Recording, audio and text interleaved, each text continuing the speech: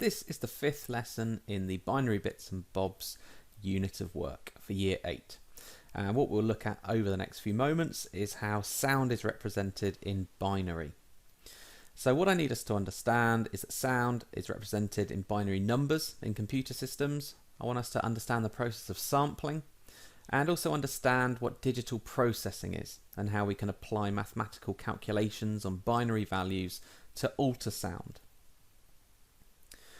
So, analog sound. Analog sound is pure and it's perfect in terms of its quality.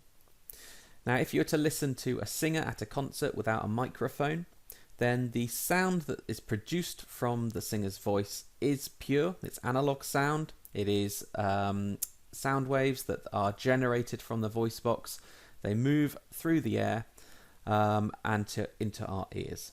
So the analog sound is continuous sound waves over time.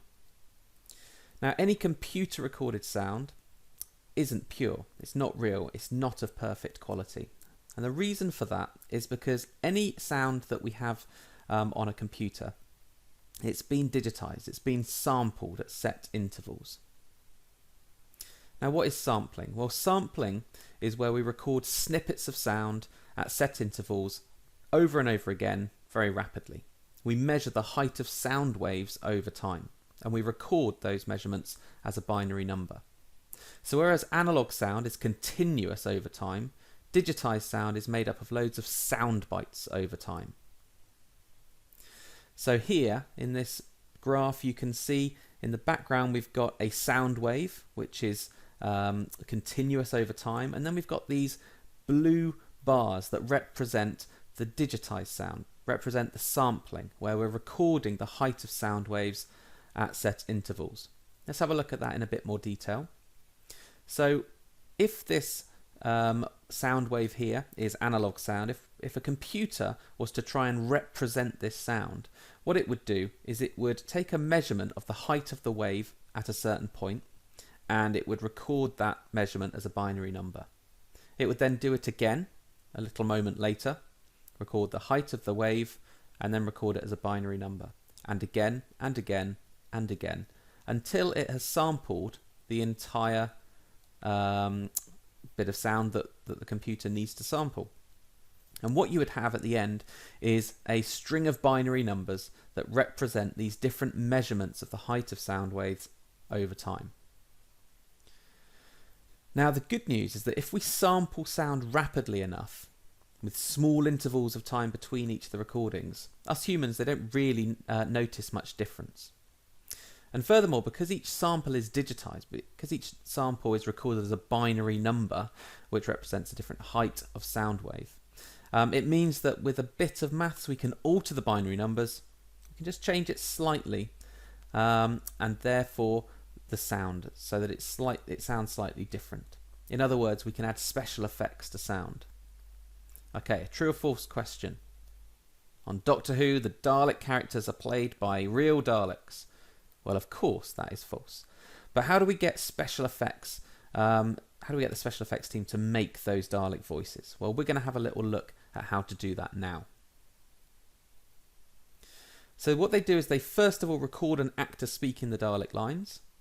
And as the computer records the sound, it samples the voice at regular intervals, just as we've seen before. So it will record the height of the sound wave at regular intervals, recording the measurements as binary numbers.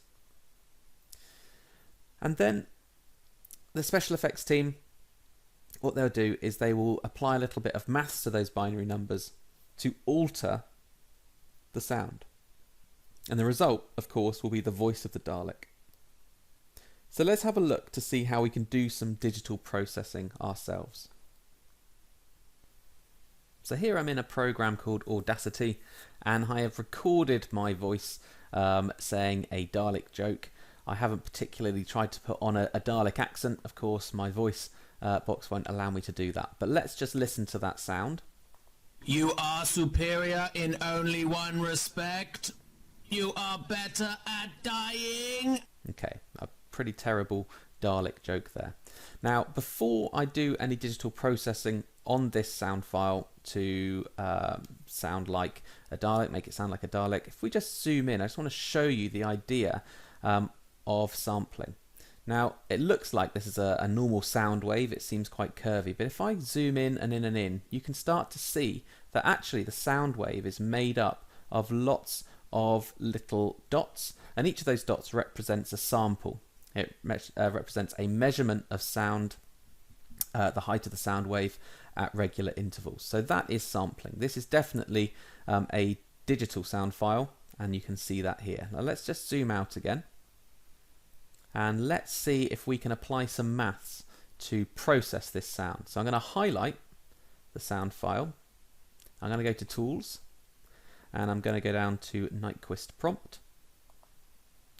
And here I have got a mathematical equation. Now if I apply that mathematical equation to the sound file, the shape of the sound file, the shape of the sound waves looks slightly different. But let's now play the sound and see if it has indeed digitally processed that joke. You are superior in only one respect. You are better at dying. Okay, so there you can see a practical example of how once you've sampled a sound, you can then apply some maths to each of the measurements, each of the binary numbers in the file to slightly alter and distort the sound to create special effects. And in this case, it creates the voice of a Dalek.